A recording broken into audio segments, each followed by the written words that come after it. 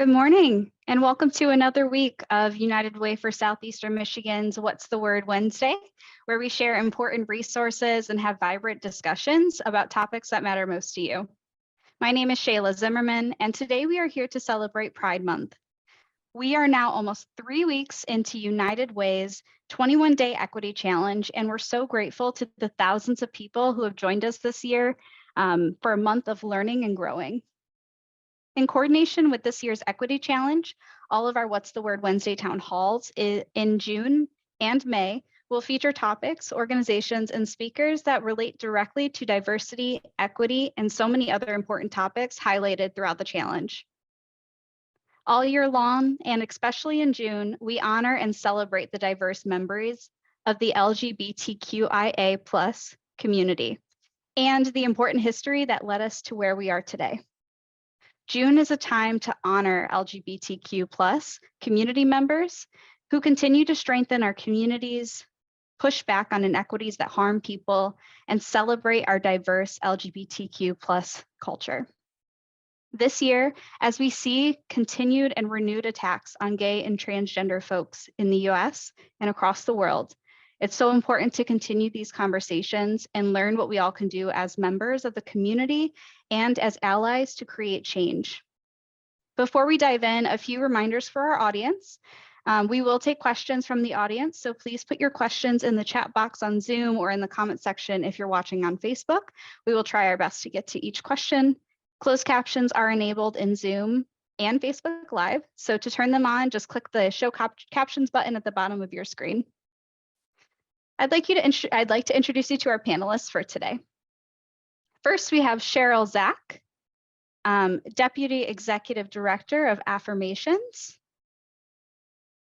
Angela Gabridge, the Executive Director of MiGen, Michigan LGBTQ+ Elders Network.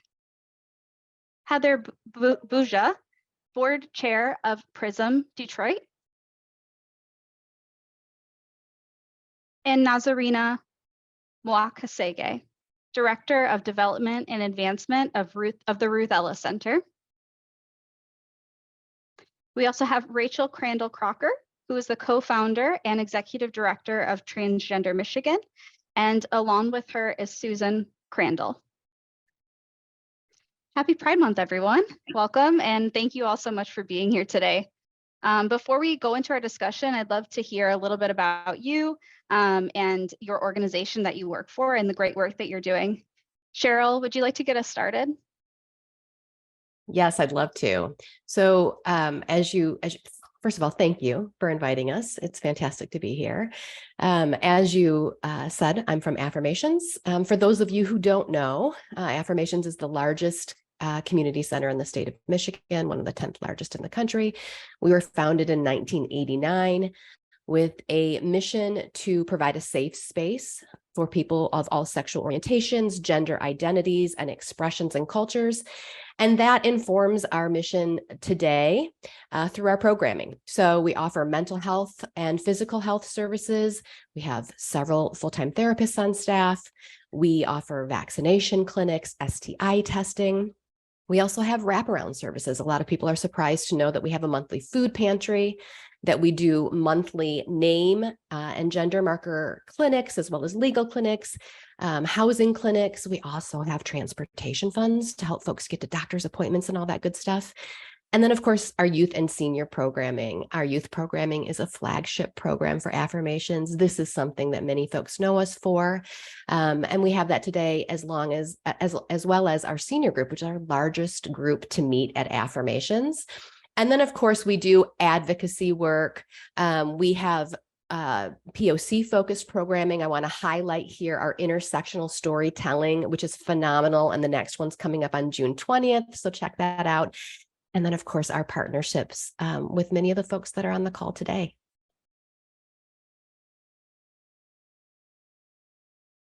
Thank you so much, Cheryl. Thank you for being here and the amazing work Affirmations is doing. Angela, did you want to share a bit about yourself as well? Sure, thank you. I'm Angela Gabridge, Executive Director with MiGen, that's Michigan LGBTQ+ Elders Network. We were founded in 2015 when a couple of local organizations had merged We were formerly known as an organization called Sage Metro Detroit. That national organization has since reconfigured their model and drawn down that affiliate infrastructure. So we are an autonomous 501c3 organization who has incredible partners like, as Cheryl mentioned, Affirmations and so many of the other organizations on the call. We are Michigan's only nonprofit exclusively focused on providing services to LGBTQ plus older adults, as well as those who love and care for them. And so the work that we do largely falls into two pillars. We do a lot of culturally responsive training around the entire state in working with providers. So those who are working in aging services or healthcare or other care provision services to older adults and their families.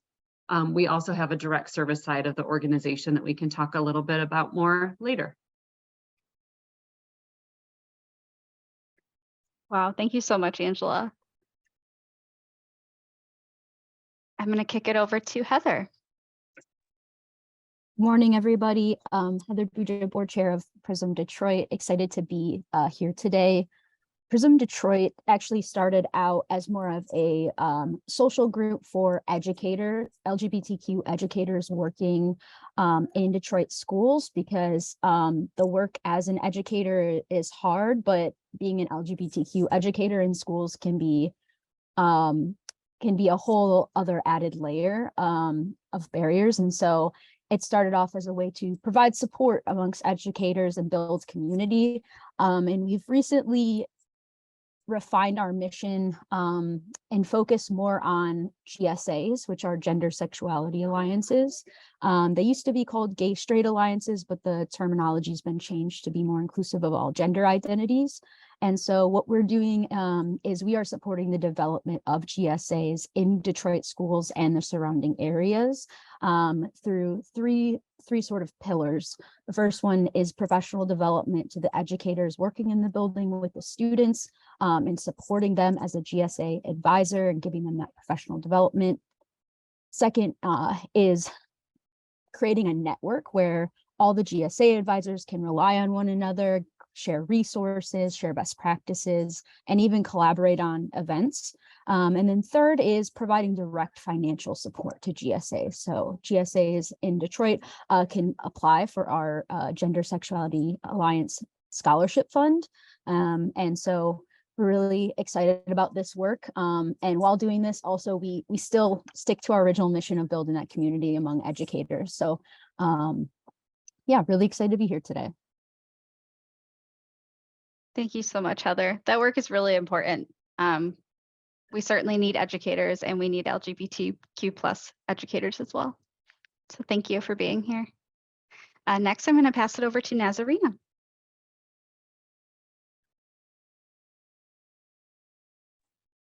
Morning, everyone, and happy Pride. If no one has wished it to you, for me, it's like the first iteration of the holidays.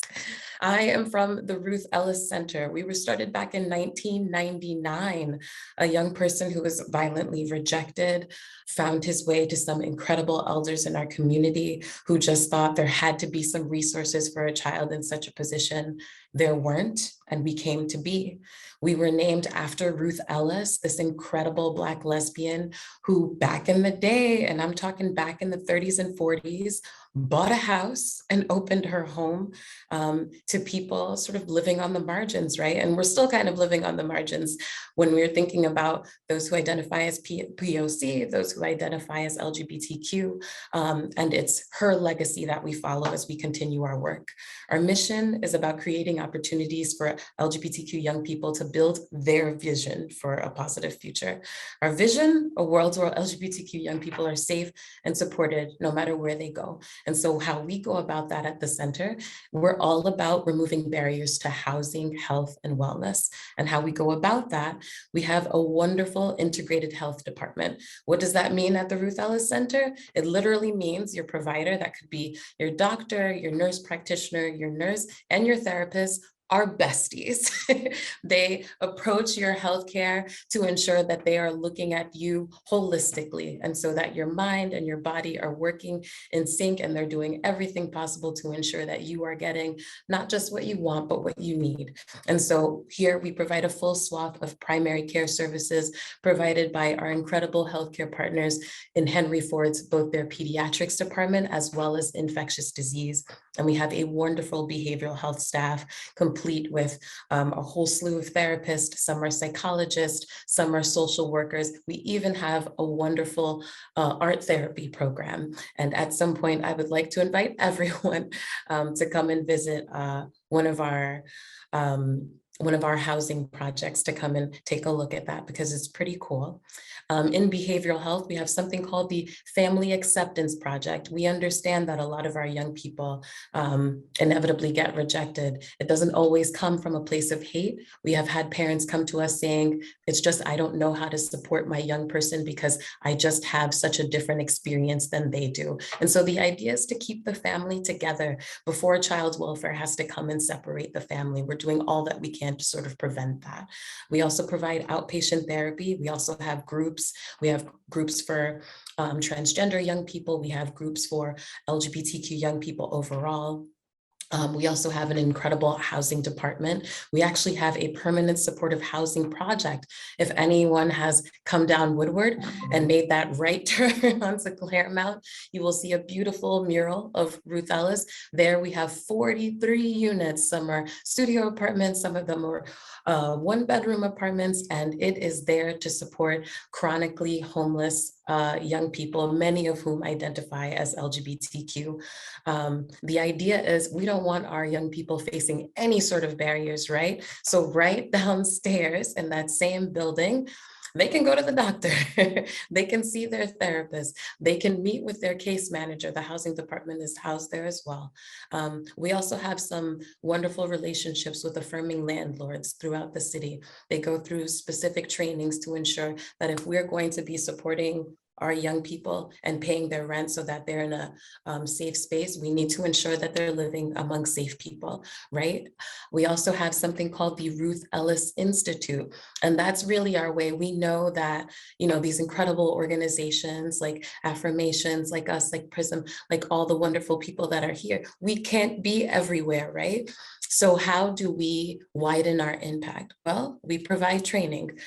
We have corporate partners come by all the time, and they're asking, how do I do better by my LGBTQ staff? How do I do better for my LGBTQ consumers? How do, even the state asking us, how do we do better by the LGBTQ young people who are wards of the state?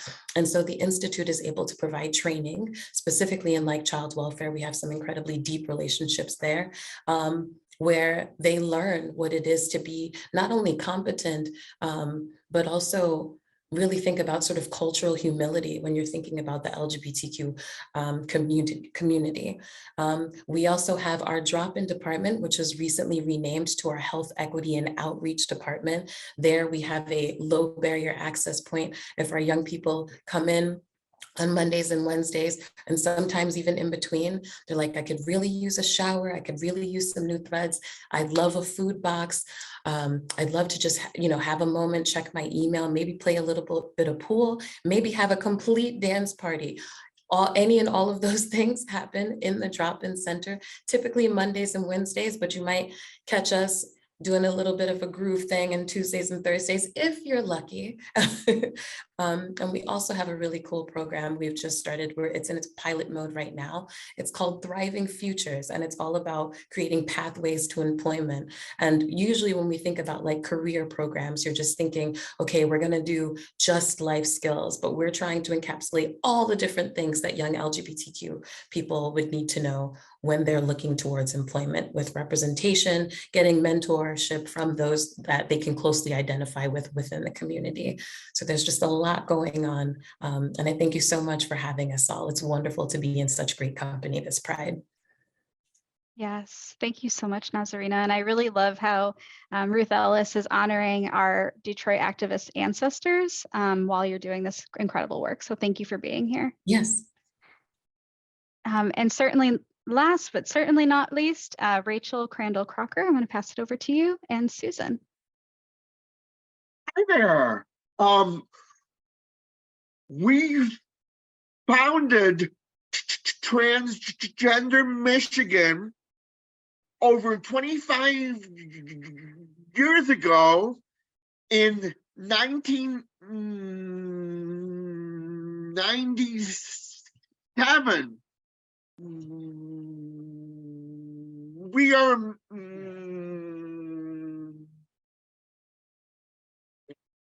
Michigan's statewide transgender group. We have chapters all over Michigan. We have a speakers bureau, and we have a helpline. Our helpline was the very first transgender helpline in the country. I also founded the International Transgender Day of Visibility, which is all over the world right now. It is everywhere, and I'm always surprised how huge it has become. I got the idea for Transgender Michigan right after I was fired for being transgendered. And I wanted what happened to me not to happen to anyone else. So I called up Susan, who was only a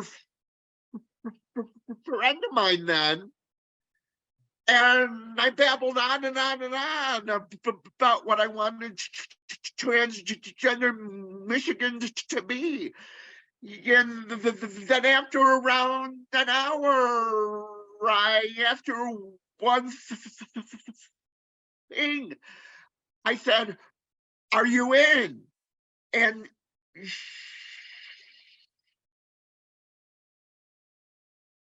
she had the very bad judgment to say yes. And that is how we started. We have a number of wonderful events. We have transgender Pride in the Park, which is the biggest transgender event in Michigan. We usually have hundreds and hundreds of us there. We have a health fair. We're also in November, for the very first time, we're going to be having a transgender job fair. So we are really excited about all of this, and it would take me a few hours to tell you everything we have happening. So I'll leave it at that right here.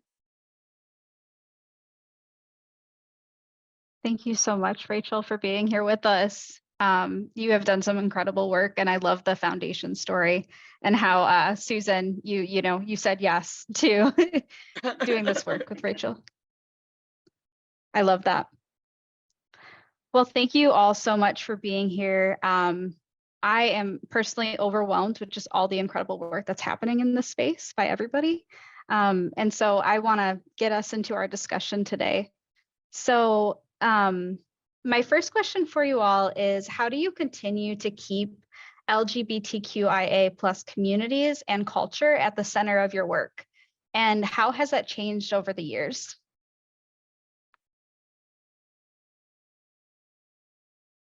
I can start us off for that question.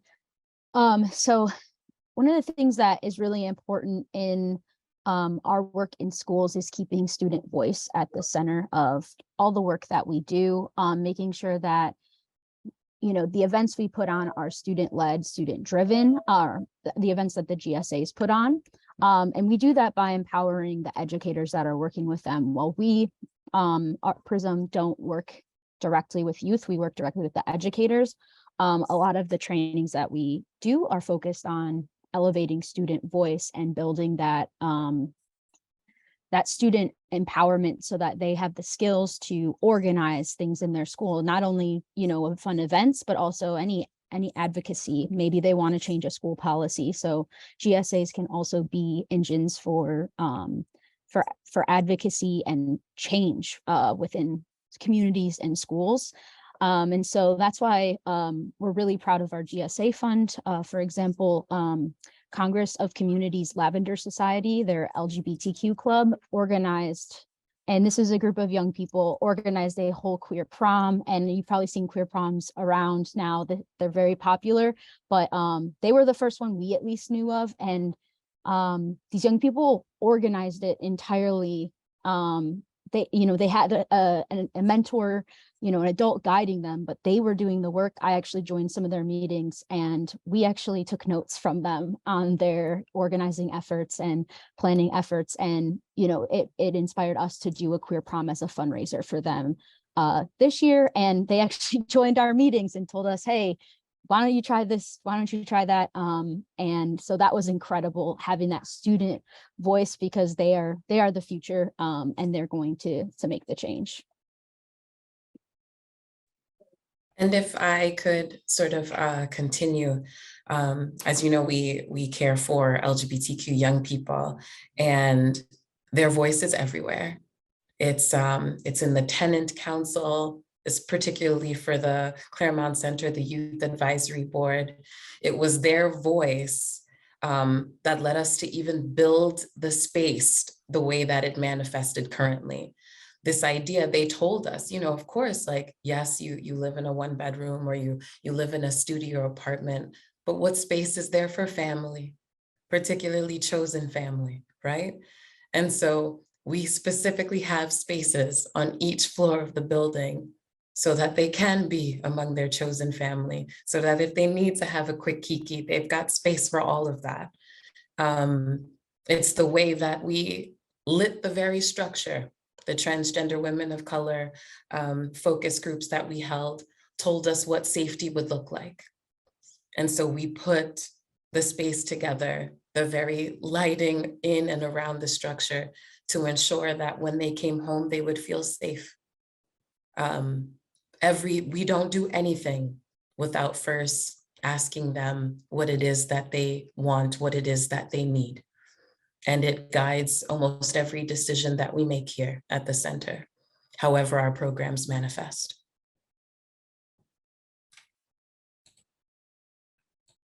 I'm happy to jump in as well. Similar to other panelists, you know, of course, the community is at the center of all that we do. And, you know, working with the older adult community, sometimes they are much more comfortable making their voices heard than some of our youth in the community can be.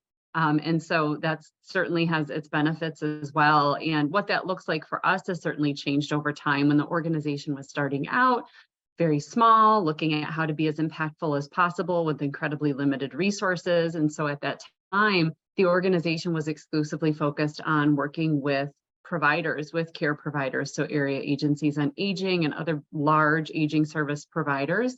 That's sort of where they stayed for a while. And then, you know, the pandemic happened, and a lot of our folks were disparately impacted, you know, from the younger folks, and especially our older adults, you know, as all older adult communities were during the pandemic. And there was a tremendous need for direct service and basic needs services. So food and housing assistance and transportation and access to healthcare and all of these other sorts of things that were coming up.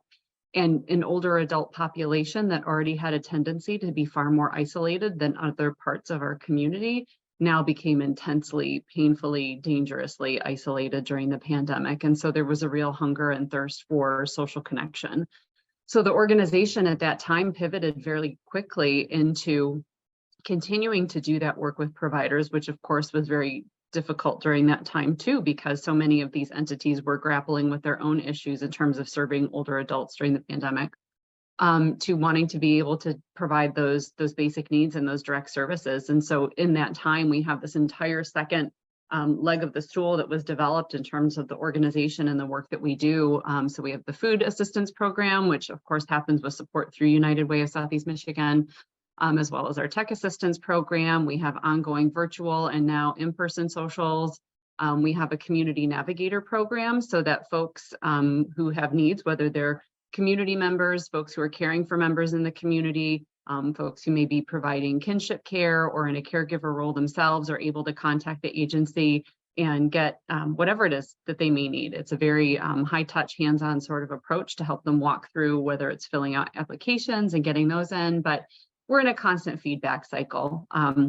We are always surveying participants of existing programs, as well as having conversations around the community for folks who may not have been able to participate for whatever reason, and finding out what those barriers are so that we can work around those, whether they're demographic or geographic, or if they're income related, all those sorts of things. And so really, you know, we're by and for and with the community at all times, as are all the groups really that are a part of the panel today. And just briefly, because I want to be mindful of our time, but you know, I echo everything that was said here. This idea of being of listening and being responsive to it. An organization that's been around since 1989 has had to go through a lot of evolutions, and sometimes we've nailed it and sometimes we haven't. But it is about evolving as our community evolves. And I would just add in for Affirmations, this is why we've started to do a little bit more advocacy work. You've probably seen that come out of Affirmations. And so how do we start advocating and amplifying the voices of those that are still silenced today? So this is also top of mind for us. And Transgender Michigan isn't only for transgender people, it's for the whole community. And we work with a lot of the organizations here. And we're really proud of that. Our allies are really crucial.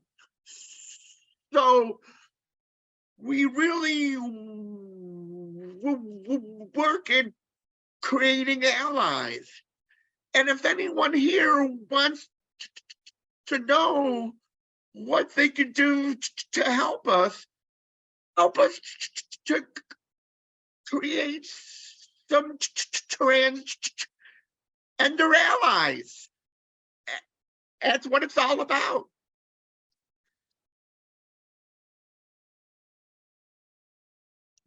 Absolutely. Thank you all so much. Thank you, Rachel. That actually is leading into my next question, which is as we all know here, LGBT rights are, especially transgender folks, are under attack, you know, in many ways and places. And so what ways can we strengthen and support the LGBTQI community as a community member or as allies? Well, and that certainly is for everybody too. Yes, please. As an ally, we are nothing without our allies. Our allies can call their legislator. They can do fundraisers. We appreciate everything. Allies are what it's all about. And I'm proud to say that every organization here is our ally. So thank you for that. I can also say too, coming to this work as an ally myself, that coming out is not just something for the LGBTQ community. Allies must be willing to come out as well, and to come out often and consistently and in a variety of spaces, and that folks are not going to feel that they are in safe spaces and places, or participating in safe activities, or receiving safe services, if allies are not comfortable very visibly coming out themselves and sharing that, whether that's in terms of placing LGBTQ inclusive visibility materials within your office, or a button or a pin that you might wear, or including that information on a business card, having conversations with organizations like the ones that are on this panel today, and looking at things like your intake process, or the forms that you use, or the language that you use, questions that you ask, or sometimes even questions that you may not ask because you think that that may be the more sensitive or the more affirming thing to do, when in fact it sometimes ends up resulting in erasure. And so I would say that being willing to be very public and out yourself as an ally is one of the most important things that any of us can do in terms of supporting the community. And just to add to that, and I guess I'm speaking to those within the community, understand that like there are portions of our community who have not been given the platform that they so deserve, right? And so it's important to even be an ally within the community. And I'm speaking to those of us who identify as such. It has been a really, as fun as Pride can be, at the root of all of this, Pride began as a riot.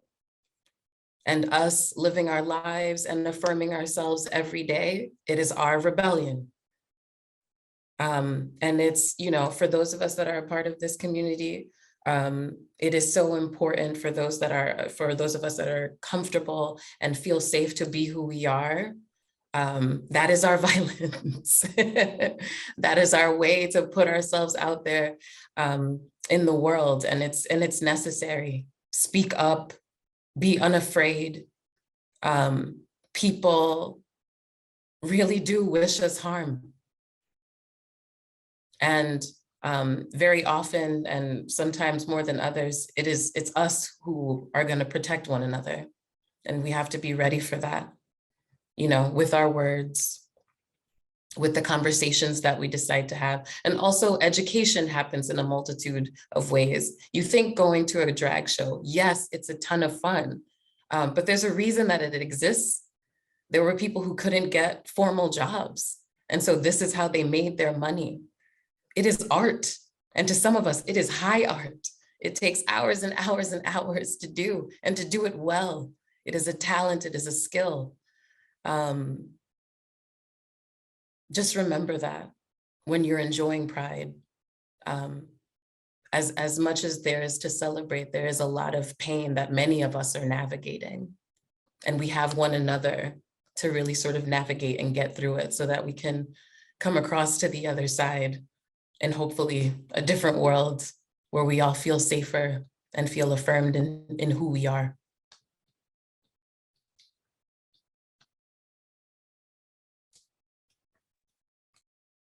Wow, thank you so much. That was, I have chills, Nazarina. Thank you very much for saying that.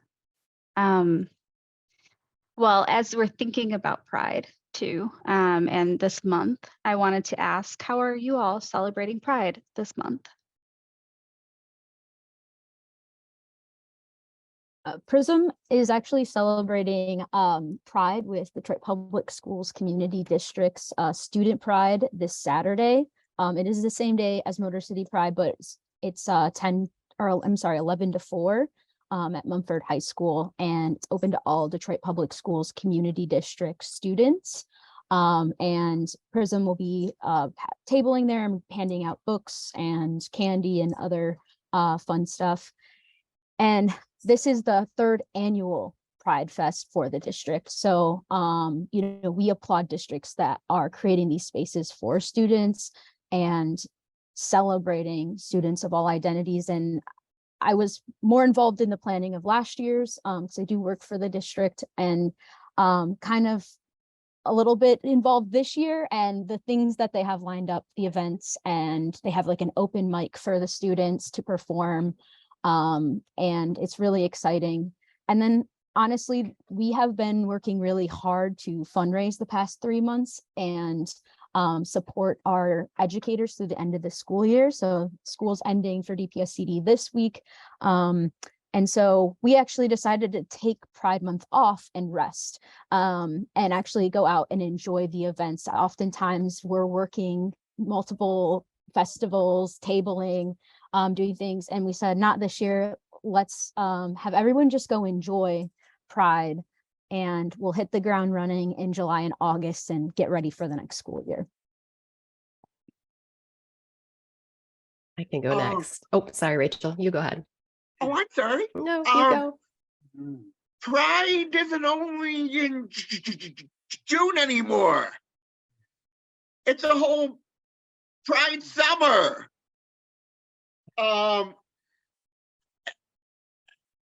And we are having a wonderful event in August. We are having our own Pride. Transgender Pride in the park. And we want representatives from all the agencies here to have a table at our Pride.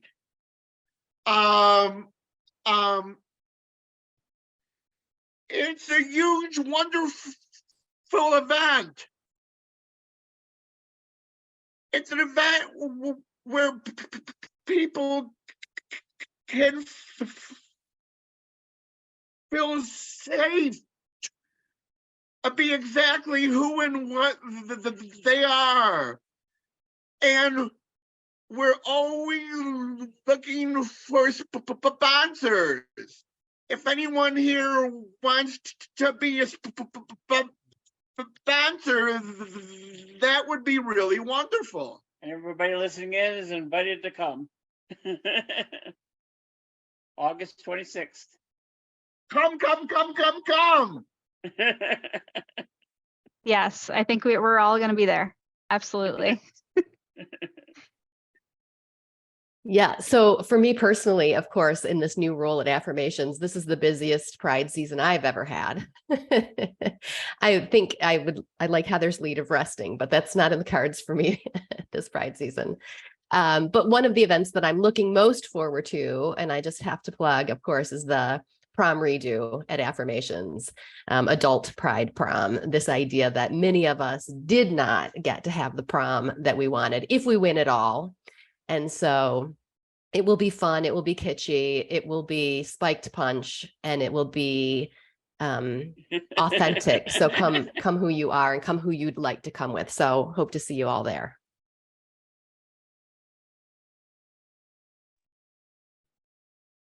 And I guess I would just like to share, we just kicked off Pride. So we had Catfight for the Crown, which is our annual drag pageant in the style of Miss America. So that was Friday at the Fillmore. And the beat goes on, right? Motor City Pride is this weekend. And actually today, later today, what is it? Downtown Detroit Partnerships with Detroit Parks will be showing Love, Simon in partnership with the Ruth Ellis Center.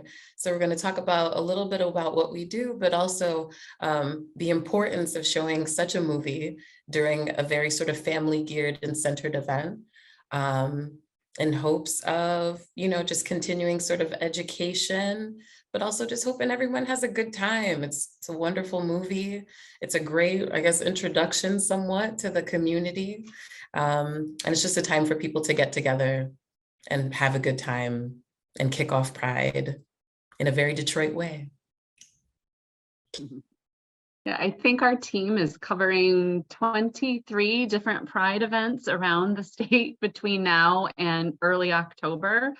Given that the training and education side of our work is statewide, not only are we trying to get the word out and connect with older adults and caregivers and kinship caregivers around the metro area, but in those other outlying areas of the state as well, in terms of working with care providers and making sure that we're able to be there to support other LGBTQ organizations around the state who may be looking to plug their older adult folks or their caregiver folks into some virtual services, or looking for some support in getting their own services going. So we'll be in Traverse City, we'll be in Battle Creek, we'll be, here in Detroit for a number of different events and things like that as well. So yeah, it's a marathon, it's not a sprint. And we're kind of, we're excited.